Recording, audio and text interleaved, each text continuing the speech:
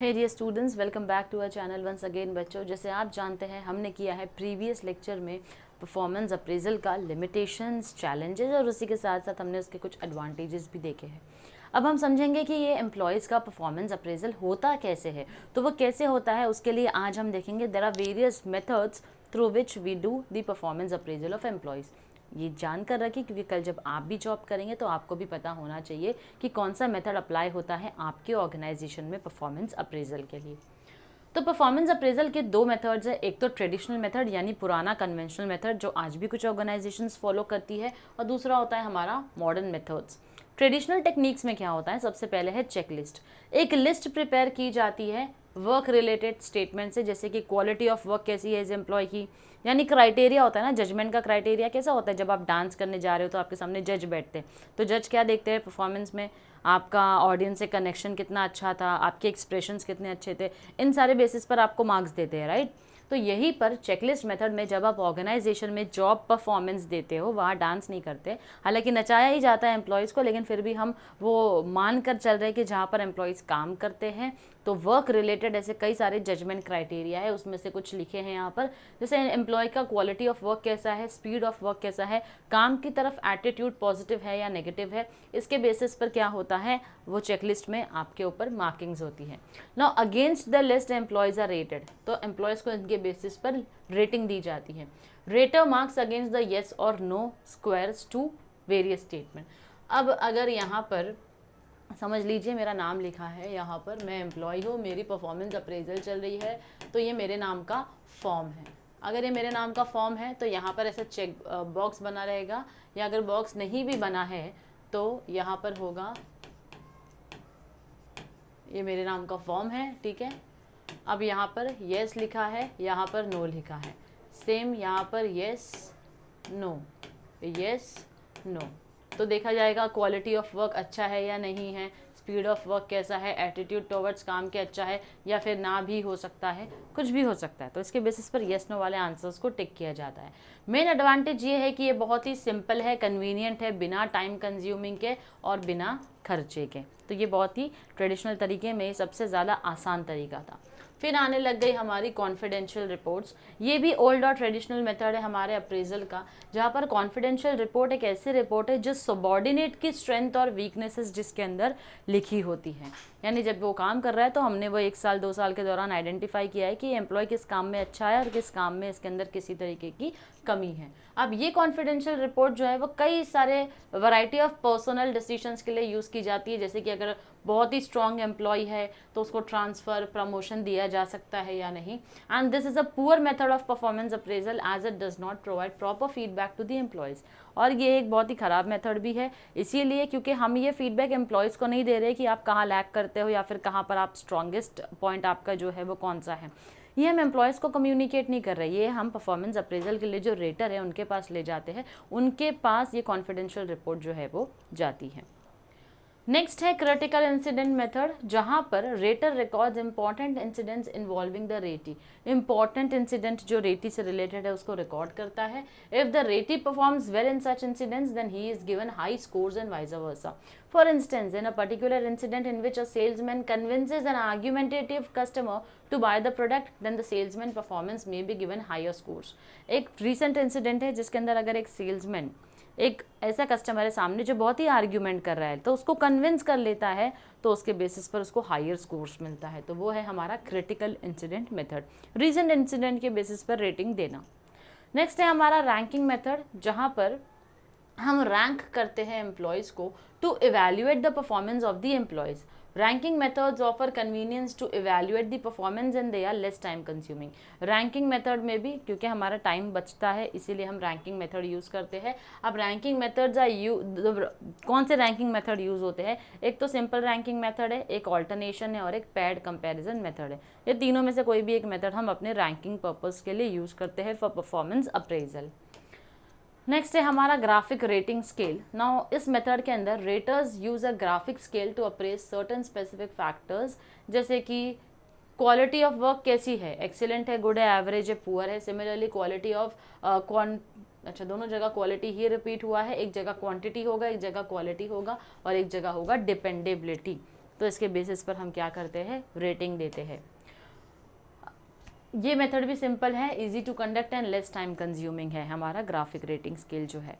Next आता है narrative essay. Simplest method is narrative essay. The rater describes in detail an employee strength and weaknesses and potentials together with suggestions for improvement.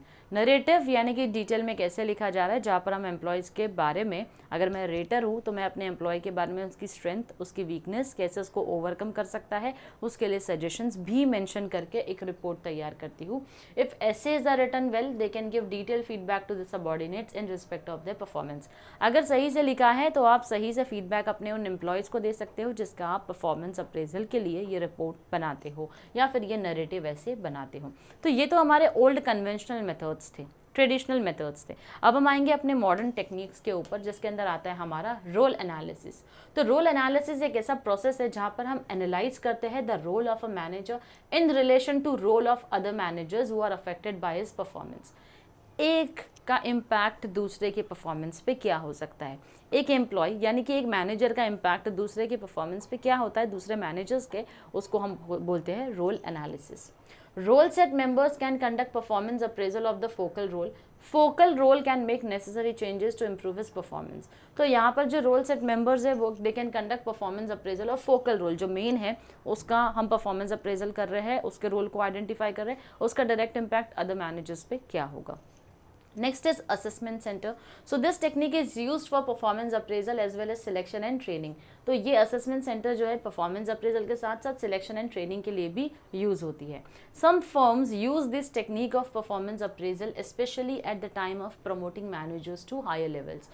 कुछ firms इस technique का इस्तेमाल तब करती है जब हमको हायर लेवल्स पर मैनेजर्स को प्रमोट करना होता है। Ratees are subject to various psychological test. अब आसानी से आपको ये पोजीशंस नहीं मिलती है, आपको कई सारे साइकोलॉजिकल टेस्ट देने होते हैं, मैनेजमेंट गेम्स होते हैं जिसमें आपका परफॉर्मेंस अच्छा होना चाहिए, ओरल प्रेजेंटेशंस देने आपको बोला जाता है और ऐसी कुछ एक्सरसाइजेस आपको और दी जाती है जिसके बेसिस पर आपके ओवरऑल परफॉर्मेंस को असेस किया जा सके। Next is management by objective. बहुत ही इंटरेस्टिंग ये कंसेप्ट है जिसने भी बनाया है। This technique can be use to measure the performance of subordinates और लोअर लेवल मैनेजर्स। हम यहाँ पर लोअर लेवल ऑफ मैनेजर्स के परफॉर्मेंस को मेजर करते हैं। तो पीटर ड्रकर जो है उन्होंने इस कंसेप्ट को क्या किया है, इंट्रोड्यूस किया है। एमबीओ जो प्रोसेस है it involves superior and subordinate jointly defining common goals. Superior और सबऑर्डिनेट मिलकर एक गोल जो है वो सेट करते हैं, उसके बेसिस पर गोल सेट कर लिया, अब मिलकर प्लान बनाएंगे, मिलकर उस प्लान को सबऑर्डिनेट जो है वो उस प्लान को इम्प्लीमेंट करेगा and joint review of plans where performance appraisal of subordinate is done by the superior. और जब एम्प्लॉय परफॉर्म कर रहा है, सबऑर्डिनेट परफॉर्म कर रहा है, तो उसको ऑब्जर्व करके उसके बारे में उसके प्लान्स को रिव्यू करता है उसका सुपीरियर। तो ये होते हैं हमारे एमबीओ के प्रोसेस। Next है bell shaped curve methods. Nowadays, professional firms adopt a bell shaped curve method to appraise the performance of its employee. Performance of the employee is plotted against a bell shaped curve. Based on the performance, the employees are categorized into 3 groups. तो bell shaped curve के method में employees को 3 major categories में divide किया गया है। एक तो है हायर परफॉर्मर, एक एवरेज परफॉर्मर और एक पुअर परफॉर्मर। उसके बेसिस पर आपकी रेटिंग्स जो है वो होती है। तो यहाँ पर है उसका डायग्राम, ये है bell shaped curve. Low performer, average performer, high performer. High performers are motivated with monetary and non monetary incentives. जो अच्छा परफॉर्म करते हैं मॉनेटरी नॉन मॉनेटरी इंसेंटिव्स दो, जो एवरेज परफॉर्म कर रहे हैं उन्हें ट्रेनिंग दो, और poor performers may be terminated और ट्रांसफर्ड और asked to opt for compulsory retirement scheme. जिनका परफॉर्मेंस खराब है उन्हें या तो ट्रांसफ़र दिया जाएगा या फिर उन्हें बोला जाएगा खुद ही कंपलसरी रिटायरमेंट स्कीम के थ्रू बाहर निकल जाओ। At times, training may also be provided to poor performers to improve their performance. कुछ अच्छी ऑर्गेनाइजेशंस होती है जो मानती है कि नहीं, निकाल नहीं देना चाहिए, इन्हें एक मौका देना चाहिए। तो मौका देने के लिए हम क्या करेंगे, मौका देने के लिए हम इन्हें ट्रेनिंग देंगे। Then we have 360 degree appraisal system. अब ये मेथड जो है बड़ी बड़ी प्रोफेशनल फर्म्स जो है वो यूज़ करती है। 360 डिग्री में कुछ लोग होते हैं जो आपके काम को रेटिंग देते हैं। अब वो लोग कौन होते हैं, वो है superior, subordinate, clients, colleagues and panel of experts. This technique provides a balanced performance appraisal of the ratee. All the raters try to be as objective as possible in the rating. तो ये सब मिलकर आपको rating जो है वो देते हैं। Human resource accounting deals with cost and contribution of human resource to the organization. Human resource accounting का मतलब होता है कॉस्ट जो हम ऑर्गेनाइजेशन इनकर करते हैं किसके ऊपर, अपने ह्यूमन रिसोर्सेज के ऊपर, और कंट्रीब्यूशन क्या देते हैं हम अपने ह्यूमन रिसोर्स के लिए। कॉस्ट ऑफ द एम्प्लॉय के अंदर क्या आएगा, उनको सिलेक्ट करने का कॉस्ट, उनको ट्रेनिंग का कॉस्ट, उनको कंपेंसेशन यानी सैलरी देने का कॉस्ट। अब एम्प्लॉय कंट्रीब्यूशन जो होता है is the money value of employee service to the organisation, यानी अगर मुझे 25,000 मिल रहा है महीने का, तो वो 25,000 मैं कैसे जस्टिफाई कर सकती हूँ, मैं ऑर्गेनाइजेशन का ऐसा क्या काम कर रही हूँ जिसके लिए वो 25,000 जस्टिफाई करता है, वो है मेरा एम्प्लॉय का कॉन्ट्रीब्यूशन। ना employee performance can be rated as positive when contribution is more than the cost and vice versa. मुझे हायर किया, मुझे मिल रहा 25,000 है, लेकिन मैं ऑर्गेनाइजेशन को काम 50,000 का करके देती हूँ, या उससे ज़्यादा जो है ऑर्गेनाइजेशन को फ़ायदा करके देती हूँ, जितनी मेरी सैलरी है उससे ज़्यादा, तो इसमें एम्प्लॉय परफॉर्मेंस को जो है वो बहुत ही पॉजिटिव तरीके से लेकर उसका रेटिंग जो है वो बढ़ जाएगा। तो ये एक और तरीका है हमारे परफॉर्मेंस अप्रेजल का। Potential appraisal importance. अब पोटेंशियल अप्रेजल, परफॉर्मेंस अप्रेजल तो हमने देख लिया, आप देखते हैं पोटेंशियल अप्रेजल जो है वो क्या होता है। सो बेसिकली पोटेंशियल अप्रेजल एक फ्यूचर ओरिएंटेड अप्रेजल है whose main objective is to identify and evaluate the potential of the employees to assume higher positions and responsibilities in the organisational hierarchy. तो यहाँ पर हम एम्प्लॉयज़ की पोटेंशियलिटीज़ की बात करते हैं, फ्यूचर ओरिएंटेड है, जहाँ पर हम आइडेंटिफाई करेंगे, एवैल्यूएट करेंगे करंट पोटेंशियलिटीज़ क्या है और फ्यूचर के लिए उसको कितना इम्प्रूव किया जा सकता है।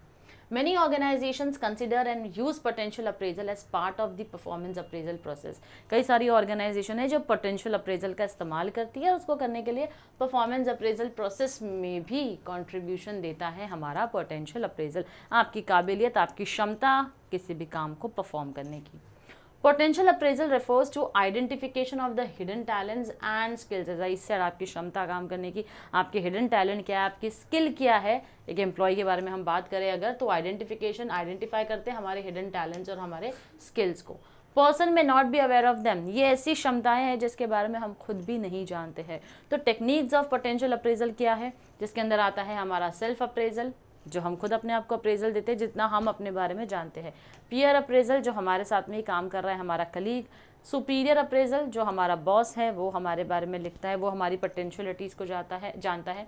360 डिग्री अप्रेजल, जैसे अभी अभी हमने देखा 360 में एक्सपर्ट्स होते हैं, पीयर्स होते हैं, सबऑर्डिनेट्स होते हैं, कस्टमर्स की रेटिंग आती है। ब्रेनस्टॉर्मिंग सेशंस किया जाता है, असेसमेंट सेंटर्स, MBO, ये सारे कुछ टेक्निक्स हैं हमारे परफॉर्मेंस अप्रेजल के। ओके अब इम्पॉर्टेंस क्या है ये हमारे पोटेंशियल अप्रेजल का। Identification of strength and weakness, जहाँ पर पोटेंशियल अप्रेजल हमारी एज एन एम्प्लॉय मदद करता है अपने स्ट्रेंथ को पहचानने की और अपने वीकनेसेस को पहचानने की। ये दोनों ही चीज़ हमारे लिए ज़रूरी है। हमें अपना स्ट्रेंथ भी पता होना चाहिए, हमारा स्ट्रॉन्गेस्ट पॉइंट क्या है और हमारा वीकेस्ट पॉइंट क्या है, ये हमें पता होना चाहिए। लेकिन ज़रूरी नहीं है जो आपको पता हो वो आप सबको बताओ, और ना तो अपना स्ट्रॉन्ग पॉइंट रिवील करो, ना ही कभी अपना वीकेस्ट पॉइंट किसी के सामने रिवील करो। Now this gives a chance or opportunity to the employees to correct their weakness and consolidate their strength. अपनी weakness को identify करके उसे correct करो और अपनी strength को improve करो। Example, a particular employee may have good leadership skills to influence others to work willingly. एक एम्प्लॉय के पास एक अच्छी लीडरशिप स्किल होगा ताकि वो लोगों को इन्फ्लुएंस कर सके कि वो सामने से विलिंगली काम कर सके। Now for such employee, management may assign the leadership of a particular project or activity. अब क्योंकि ये उसका स्ट्रॉन्ग पॉइंट है कि वो किसी भी एम्प्लॉय को आसानी से इन्फ्लुएंस कर सकता है, कन्विंस कर सकता है काम करने के लिए, तो मैनेजमेंट उसको कोई पर्टिकुलर प्रोजेक्ट के लिए लीडर बना सकती है। सेकेंड है identification of training needs. Potential appraisal may enable the management to identify training needs of the employees. For example, there may be a decrease in productivity after the appointment of new employees. Such a case, management may provide training to the new employees to improve the knowledge and skills so as to increase the productivity of the organization. हमने organisation में नए नए employ को higher किया, लेकिन अपनी productivity जो है वो लो हो रही है। इन प्रोडक्टिविटी को बढ़ाने के लिए हम क्या करेंगे, हम आइडेंटिफाई करेंगे यहाँ पर अपने एम्प्लॉयज़ हैं, बड़े अच्छे काम कर सकते हैं, सब कुछ है, लेकिन थोड़ी सी पॉलिशिंग की ज़रूरत है। वो पॉलिशिंग का काम करती है हमारी ट्रेनिंग। नेक्स्ट है information about future prospects. Potential appraisal जो है वो ऑर्गेनाइजेशन की हेल्प करता है ताकि हम समझ सके फ्यूचर में एम्प्लॉयज़ को अपना पोटेंशियलिटीज़ जो है वो एक्सप्लोर करना आना चाहिए। Such a case, management may make necessary arrangements to groom the employees to take up future assignments. तो एम्प्लॉयज़ को इस तरीके से ग्रूमिंग करो ताकि वो फ्यूचर असाइनमेंट्स के लिए तैयार रहे। Next is retention of competent employees. Now potential appraisal may help to retain competent employees. Potential appraisal आपने एम्प्लॉयज़ को बताया आपकी क्षमता क्या है, आपकी काबिलियत क्या है, आप क्या कर सकते हो, जिसके बारे में शायद वो खुद भी नहीं जानते थे, ये बता दिया, तो ये चीज़ मदद करती है एम्प्लॉयज़ को रिटेन करने में। रिटेन करना यानी उन्हें अपने पास संभाले रखने में। Through potential appraisal management can identify the competencies and capabilities of the employees. तो मैनेजमेंट यहाँ पर आइडेंटिफाई कर सकती है कि एम्प्लॉय की कॉम्पिटेंसीज क्या है, a variety, a combination of skills, और उनकी कैपेबिलिटीज़ क्या है। ये इन्फॉर्मेशन हम अपने एम्प्लॉयज़ को पास कर सकते हैं ताकि एम्प्लॉयज़ को खुद फील हो सके एक सेंस ऑफ प्राइड कि मैं किस चीज़ के काबिल हूँ। कुछ हमारे हिडन एरियाज़ होते हैं जो हमें नहीं पता होते हैं, जो हमें अपने सीनियर से, अपने कलीग से, अपने सुपीरियर से पता चलते हैं। तो जब हमें ये पता चलते हैं तो we feel very proud of our self. Now, when the management promises the competent employees of future career opportunities, employees may become loyal to the organization and may not leave the organization. अब management में बता तो दिया कि आपकी पोटेंशियलिटीज़ क्या है, तो आपको बताने के बाद ये बोलेंगे कि फ्यूचर में आप और क्या सारी पोजीशंस को डिजर्व करते हो जो आपको मिल सकती है। तो ये एक तरीके का लालच है जो दे दिया, तो जो मदद करता है एम्प्लॉयज़ को अपने पास मेंटेन और रिटेन करके रखने में। अब एम्प्लॉयज़ बन जाएंगे लॉयल, तो वो ऑर्गेनाइजेशन को छोड़कर नहीं जाएंगे। That is how potential appraisal is helping to retain competent staff or the employees. Advice on career development, potential appraisal management की हेल्प करता है ताकि हम अपने एम्प्लॉयज़ को करियर डेवलपमेंट पे एडवाइस दे सके। हेल्प करता है to identify the career potential of the employee. Employee का आगे फ्यूचर में करियर पोटेंशियल और क्या हो सकता है वो हम एम्प्लॉय को बताते हैं।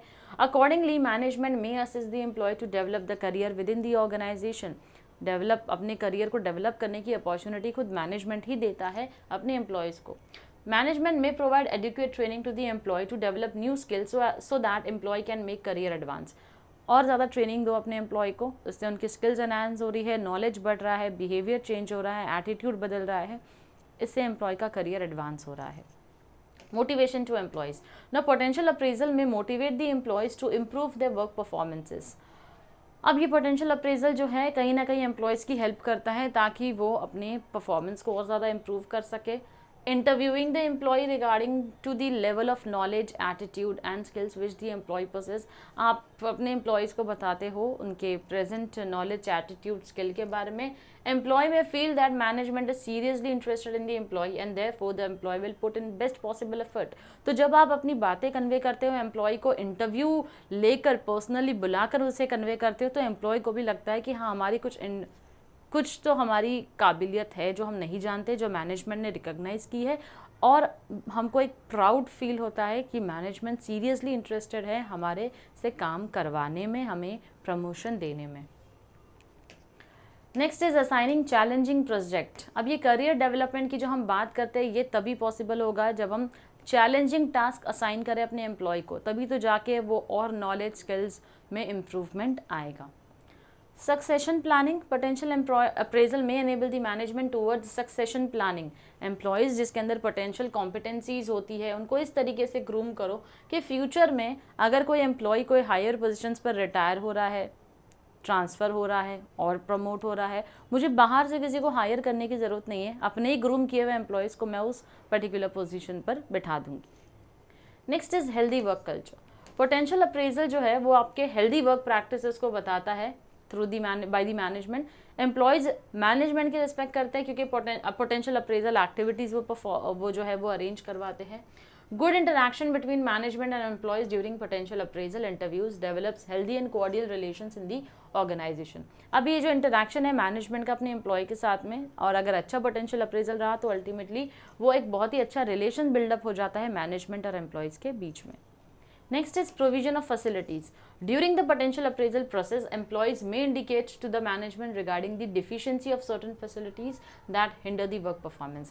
कुछ ऐसी फैसिलिटी जिसकी कमी है, जिसकी वजह से हमारा वर्क परफॉर्मेंस जो है, जैसे कि काम करने वाले 10 लोग हैं, 50 लोग हैं, लेकिन 10 ही कंप्यूटर्स अवेलेबल है या 20 ही कंप्यूटर अवेलेबल है, तो कहीं ना कहीं कोई चीज़ की, कोई रिसोर्स की कमी है, ये आप कन्वे करो, मैनेजमेंट उसको अरेंज करके दे देगी अगर आपको, तो वेल एंड गुड, जिससे कि आपका काम जो है वो आसान होगा और आपके ऑब्जेक्टिव को अचीव करने के लिए, आपके गोल को अचीव करने के लिए बीच में किसी भी तरीके का ऑब्स्टेकल नहीं आता है। Therefore, management would make efforts to provide the required facilities to the employees so as to develop healthy relations with the workforce, which in turn may help to increase the performance of the organization. So ultimately ये facilities की जो ज़रूरत है वो बनाकर management ने आपके लिए उस कमी, जो चीज़ों की कमी थी उसको पूरी करके दे दी है। Empowerment of employees. Potential appraisal identifies the qualities, skills and competencies of the employees. इससे आप पता लगाते हैं आपकी क्वालिटी, स्किल्स और कॉम्पिटेंसीज क्या है. अब एम्प्लॉयज़ जिनके अंदर बहुत ही हाई लेवल ऑफ पोटेंशियल है, जिनके अंदर पोटेंशियल है हाई लेवल ऑफ कमिटमेंट का और डेडिकेशन का, उन्हें फ्रीडम और अथॉरिटी दी जाती है कि आप अपने हिसाब से काम को परफॉर्म कर सकते हो. तो ये जो ऑटोनॉमी, ये जो फ्रीडम मिला है अपने एम्प्लॉयज़ को, इसका लॉन्ग टर्म इफेक्ट होता है एम्प्लॉय के परफॉर्मेंस के ऊपर. Next is developing confidence in employees.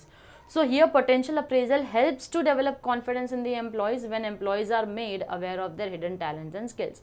तो यहाँ पर जब आप एम्प्लॉय को बताते हो कि आपके अंदर क्या ऐसे हिडन टैलेंट है, क्या स्किल है जो हमने आइडेंटिफाई किया है, या हमें ऐसा लगता है आपके अंदर इतनी क्षमता है कि आप ये टास्क को अचीव कर सकते हैं, अल्टीमेटली वो एक मोटिवेशनल फैक्टर हो जाता है हमारे एम्प्लॉयज़ के लिए. And employees develop self confidence in handling their duties and responsibilities. अब उनका खुद का अपना जो कॉन्फिडेंस है वो बिल्डअप होता है अपनी ड्यूटीज़ और रिस्पॉन्सिबिलिटीज़ को निभाने के लिए.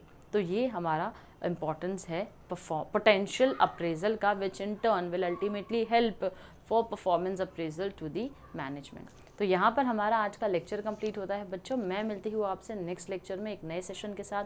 Till then stay tuned to our channel. Thank you very much.